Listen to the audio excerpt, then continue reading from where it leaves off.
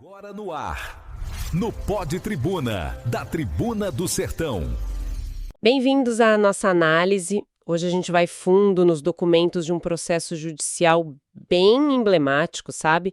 O caso 0701133-90.2025.8.02.0046, lá de Palmeira dos Índios, em Alagoas. Olá, é um caso que realmente chama atenção. Sim, a história base é de um funcionário público, o Sivaldo Teixeira Bezerra.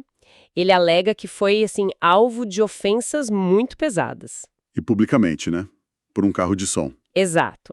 E quem teria feito isso? Ninguém menos que Júlio César da Silva, uma figura política bem conhecida por lá.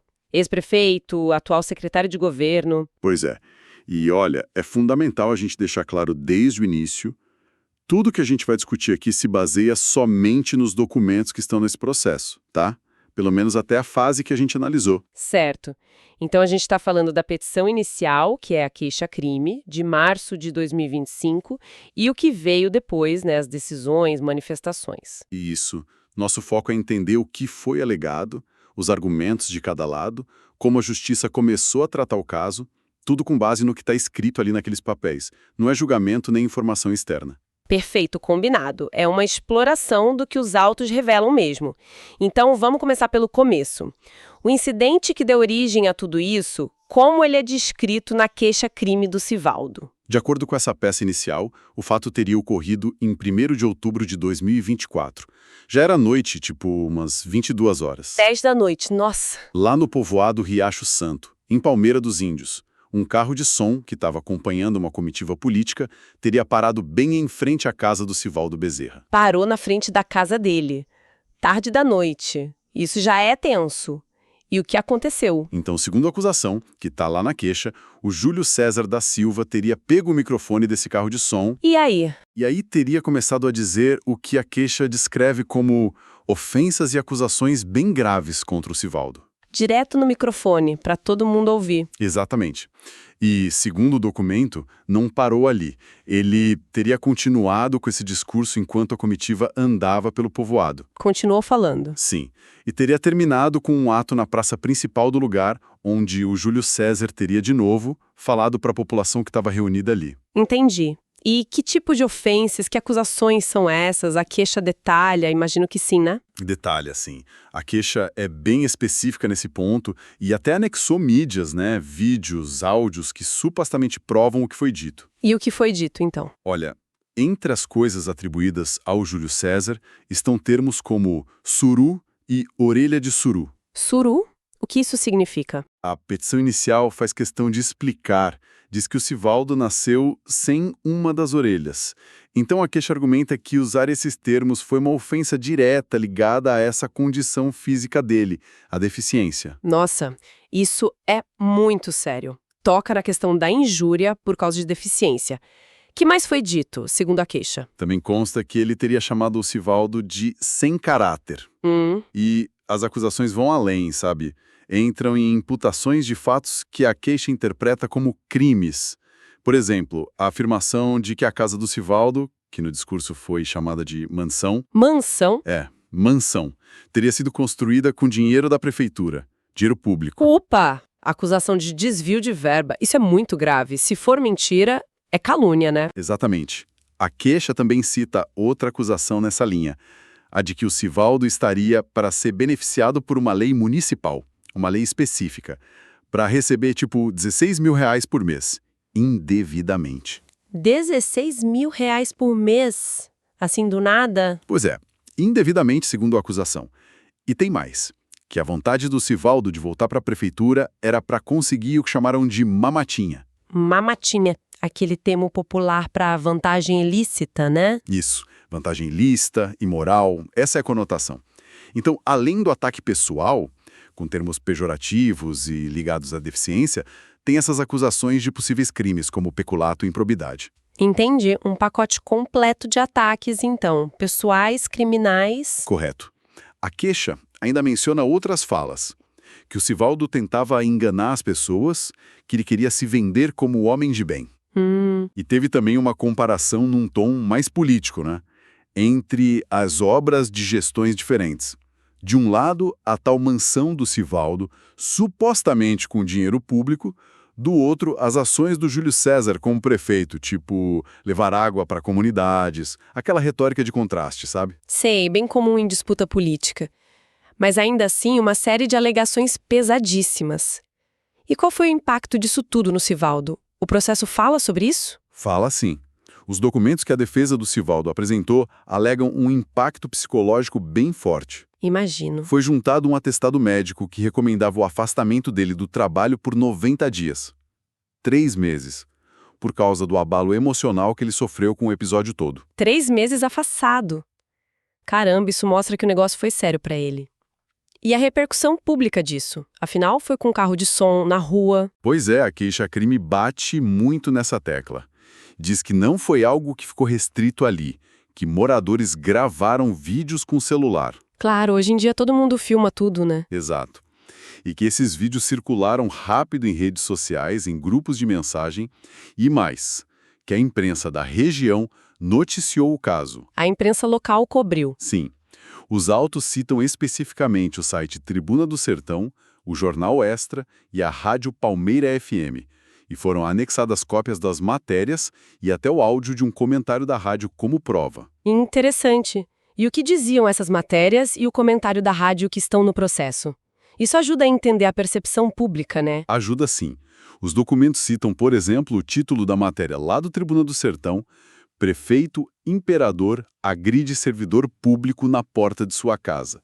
Um título forte. Bem forte. E a rádio? O áudio da Rádio Palmeira FM, que está anexado, traz um editorial. E ele classifica os fatos narrados como humilhantes, vexatórios, difamatórios e caluniosos. Nossa, usaram todos esses adjetivos. Sim, o comentarista expressa solidariedade ao Sivaldo e também às pessoas com deficiência em geral. Fala em violência psicológica, dores da alma e critica muito a conduta que foi atribuída ao Júlio César. Essa repercussão toda, registrada nos autos, claro, dá mais peso para as alegações de dano à honra e à imagem do Sivaldo. Com certeza. Essa cobertura da imprensa, como está descrita nos documentos, mostra que o caso não passou batido, gerou reação na cidade. Bom, vamos então para a parte judicial. Como a defesa do Sivaldo enquadrou juridicamente esses fatos na queixa-crime? Quais crimes ele imputou ao Júlio César? Do Código Penal. Calúnia é quando você acusa alguém falsamente de ter cometido um fato que é definido como crime. Certo, acusar de um crime específico. Isso. No caso, as alegações sobre a casa construída com dinheiro público, ou sobre receber os R$16 mil indevidamente, ou buscar uma matinha, a queixa interpreta isso como acusações de crimes tipo peculato, improbidade administrativa, corrupção. Entendi. E o segundo crime? Segundo, difamação, artigo 139. Difamação é espalhar fatos que ofendam a reputação de alguém. Mesmo que esses fatos não sejam crime, eles mancham a imagem da pessoa. Ah, tá. Então aí entrariam aquelas falas de que o Sivaldo era sem caráter, mentiroso, que tenta enganar as pessoas. Exatamente. Coisas que, segundo a queixa, prejudicam a reputação dele perante a comunidade. Ok, calúnia e difamação. E o terceiro? O terceiro é a injúria qualificada, do artigo 140, parágrafo 3º. Injúria basicamente é o xingamento, a ofensa direta à dignidade da pessoa. Certo. A forma qualificada acontece quando essa ofensa usa elementos ligados à raça, cor, etnia, religião, origem ou condição de pessoa idosa ou com deficiência. Ah, então é aqui que entram os termos sururu e orelha de sururu. Precisamente. A queixa liga diretamente esses termos à deficiência física do Sivaldo, à ausência da orelha. Por isso, a acusação foi dessa forma mais grave de injúria, que tem uma pena maior que a injúria simples. Entendi. E ainda teve um pedido para aumentar a pena, né? Um agravante. Sim, teve. A queixa pediu para considerar também uma circunstância agravante geral lá do artigo 61 do Código Penal, que aumenta a pena se o crime for cometido contra funcionário público por causa das funções dele. Certo. E reforçou o pedido de concurso material que está no artigo 69, para que, se houvesse condenação, as penas dos 3 crimes calúnia, difamação, injúria qualificada fossem somadas. Uau, um conjunto bem forte de acusações. O processo começou assim, então. Mas logo depois teve uma discussão sobre como o processo deveria andar, né? O tal do rito processual. O que rolou? Exato. Assim que o juiz recebeu o caso, a primeira decisão dele foi determinar que o processo seguisse o rito da Lei 9.099/95. É a Lei dos Juizados Especiais Criminais, o JECRIM. Ah, o JECRIM, que é para casos mais simples, né? De menor potencial ofensivo. Isso. Geralmente crimes com pena máxima de até 2 anos. É um rito mais rápido, mais simplificado. Mas espera aí. A injúria qualificada sozinha já não tinha pena maior que isso. E a soma das penas... Exatamente, esse foi o ponto que a defesa do Silvaldo levantou. Eles entraram rapidinho com uma petição pedindo para o juiz reconsiderar. O argumento principal foi esse. Só a injúria qualificada, artigo 140, parágrafo 3º, já tem pena máxima de 3 anos de reclusão. Já estoura o limite de 2 anos do JECRIM. Faz sentido. E eles argumentaram mais, que os crimes teriam sido em concurso material. Então a soma das penas máximas ultrapassaria ainda mais esse teto de 2 anos.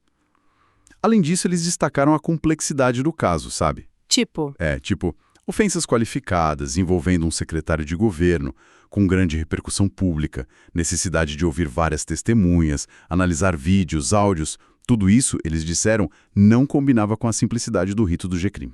Precisava de mais tempo e estrutura. O que atua como fiscal da lei concordou com a defesa do Silvaldo. Deu um parecer dizendo que o caso deveria seguir o rito ordinário. rito ordinário, que é o procedimento padrão mais completo, né? Isso, é o rito comum do Código de Processo Penal, previsto lá no artigo 394. É mais detalhado, mais demorado, mas é adequado para crimes com penas mais altas e casos que precisam de uma investigação de provas mais a fundo. E o juiz acatou. Acatou.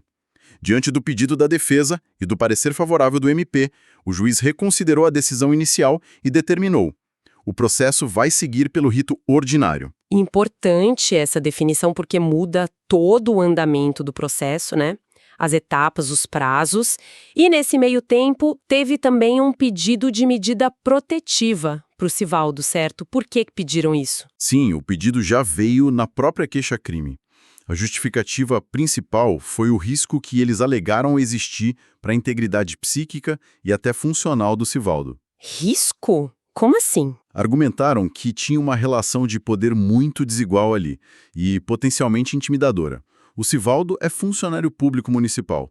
O Júlio César, além de ser ex-prefeito, uma figura política de peso, a petição até menciona que ele é sobrinho da prefeita na época, é o secretário de governo. Ou seja, chefe do Silvaldo, hierarquicamente falando na estrutura da prefeitura. Exato, estava numa posição superior.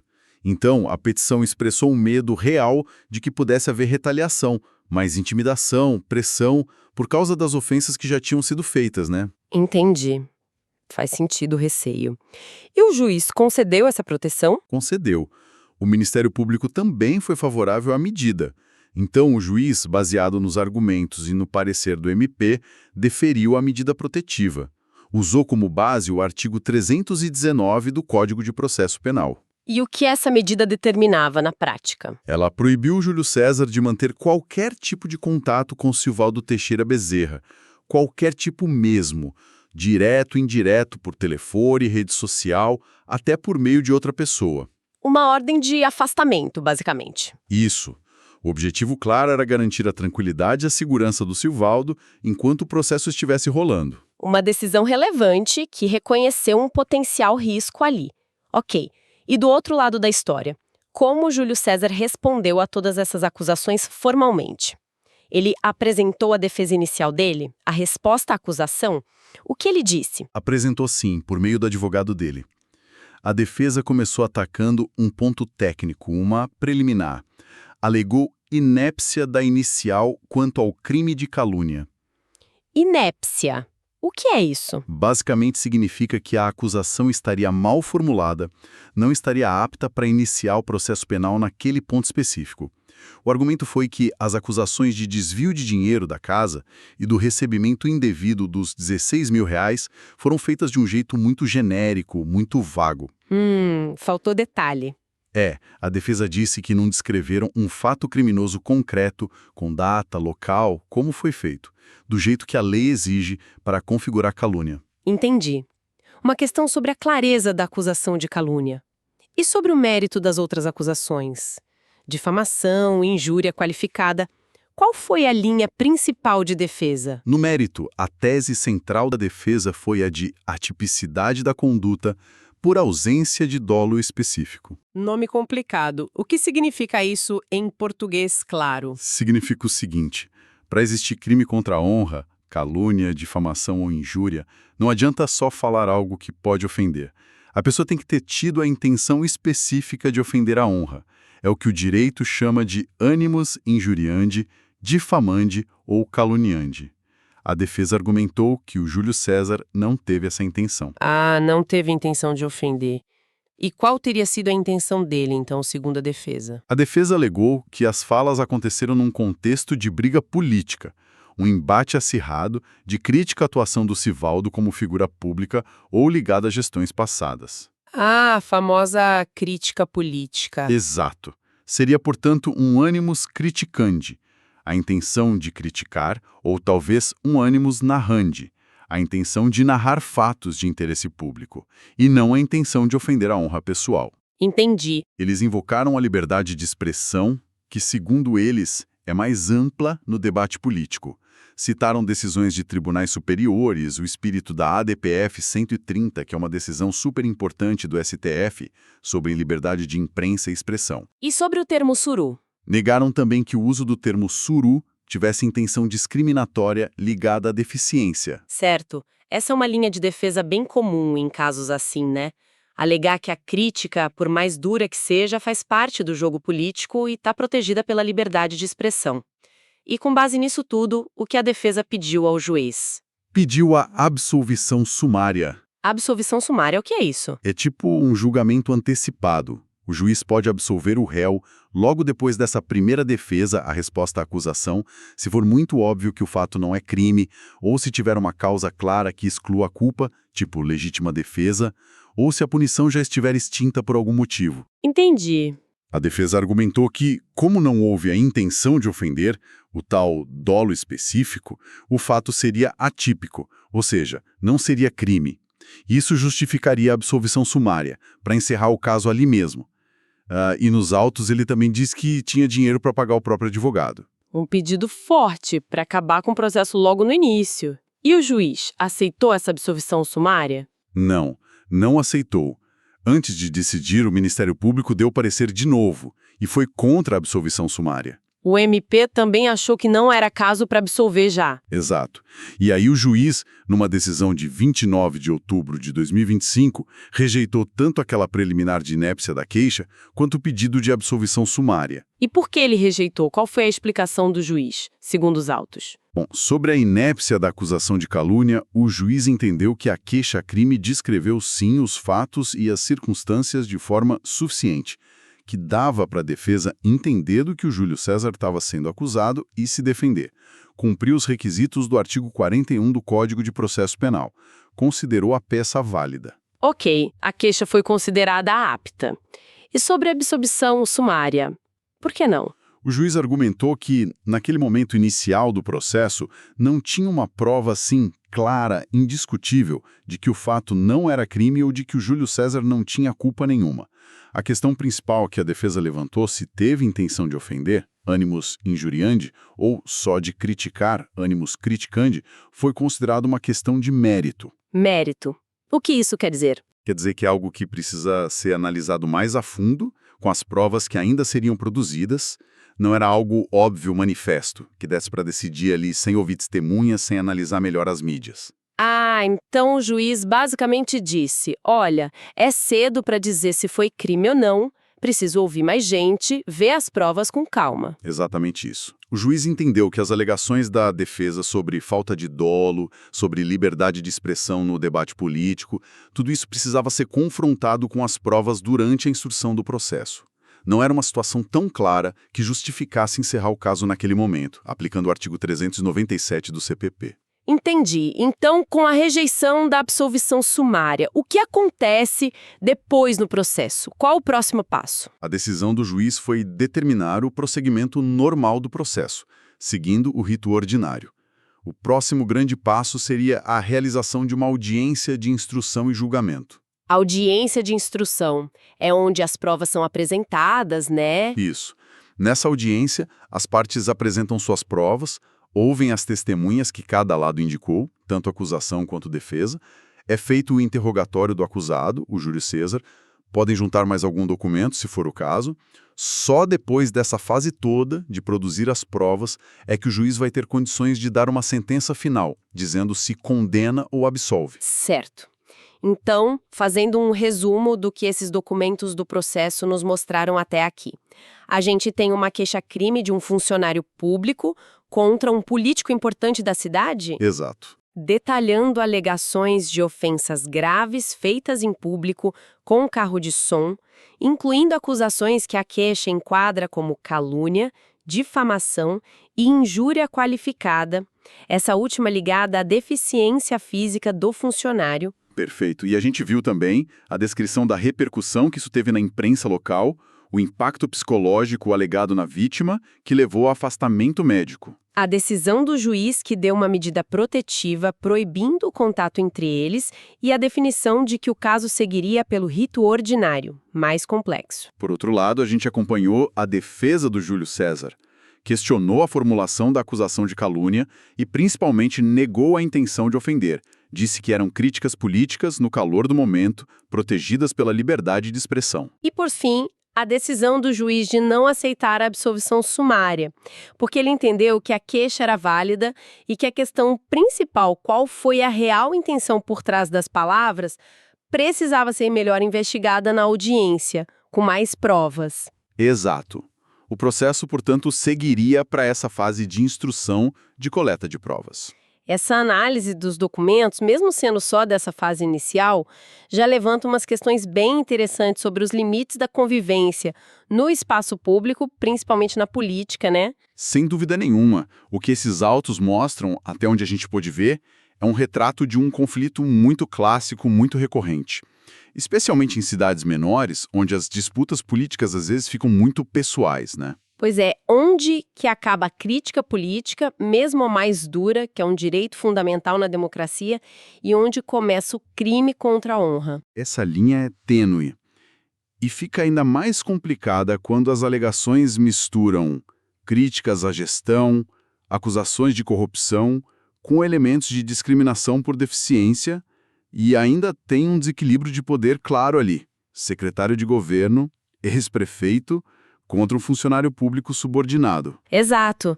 Então fica a reflexão, olhando só para o que esses documentos contam até esse ponto, como é que o sistema de justiça lida com essas situações tão delicadas? Como ele tenta equilibrar direitos tão importantes e que às vezes entram em choque, como a liberdade de expressão, o direito de criticar na política, mas também a proteção da honra, da dignidade e a necessidade de impedir discursos discriminatórios ou abuso de poder. Este caso, como está descrito nos autos, parece um bom exemplo desse desafio constante. No Pod Tribuna você confere os comentários mais quentes do dia, com bastidores, análises afiadas e o que realmente importa na política, nas ruas e nos corredores do poder.